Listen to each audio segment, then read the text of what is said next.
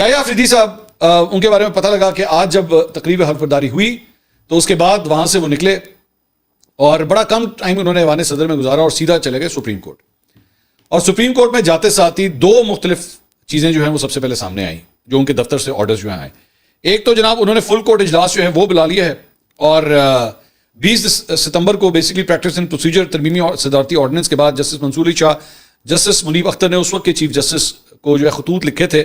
اور لیکن سابق چیف جسٹس قاضی فائز صاحب نے اجلاس فل کورٹ اجلاس نہیں بلایا تھا, لیکن اب موجودہ چیف جسٹس نے جو ہے وہ فل کورٹ اجلاس بلا لیا. اب اس کے چند آپٹکس ہیں اس ساری چیز کے. ایک تو یہ کہ the new chief justice wants کے یہ جو ڈویژنز ہوئی ہوئی تھی ان کو کسی طرح ختم کیا جائے. اور میرا خیال میں جسٹس جو تین جسٹس منیب اختر, اطہر من اللہ صاحب اور عائشہ ملک, یہ جو تینوں جا کے وہاں پہ بیٹھے ہیں اس تقریب حلف برداری میں, ان کی طرف سے بھی یہ ایک سگنل ہے کہ یہ چیزوں کو مینڈ کرنا چاہتے ہیں, چیزوں کو یہ جو آپس میں ڈسٹریبیوشن ہوئی بھی ہے اسے ٹھیک کرنا چاہتے ہیں. تو میرا خیال میں یحییٰ آفریدی صاحب نے بالکل درست کیا, یہ کرنا چاہیے تھا. دوسرا, so this is that first thing that goes against the chief justice, the former chief justice مطلب قاضی فائز صاحب. اور اب یہ نئے چیف جسٹس نے ایک تو یہ کیا. دوسرا انہوں نے ایک اور کام کیا کہ انہوں نے پریکٹس اینڈ پروسیجر کے حوالے سے جو کمیٹی ہے اس کی تشکیل نو کر دی ہے اور یہ اختیار ہے ان کے پاس بینگ دا چیف جسٹس. انہوں نے جو ہے وہ جسٹس منصور علی شاہ اور جسٹس منیب اختر ان دونوں کو نامنیٹ کر دیا ہے being the senior most after him, technically speaking not even after him, مطلب وہ تو ان سے دونوں سے سینئر,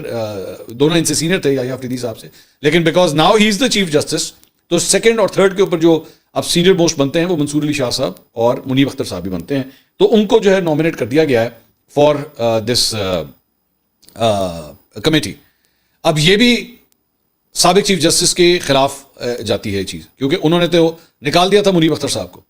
انہوں نے آتے ساتھ ہی منیب اختر صاحب کو دوبارہ ڈال دیا. اب یہ جو قدم ہوا ہے اس کی وجہ سے حکومتی رینکس میں جو ہے وہ اس وقت ہلچل مچی ہوئی ہے کہ بھائی یہ کیا ہو گیا. 2-3 دن سے یہ فیلرز آ رہے تھے کہ گورنمنٹ جو ہے نا وہ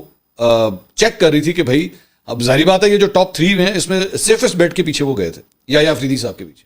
کہ یہ یحییٰ آفریدی صاحب جو ہے نا وہ منصور علی شاہ صاحب بھی نہیں, منیب اختر صاحب بھی نہیں, تو یحییٰ آفریدی صاحب جو ہے نا شاید ان کے ساتھ ہمارا کام ٹھیک رہے گا. تو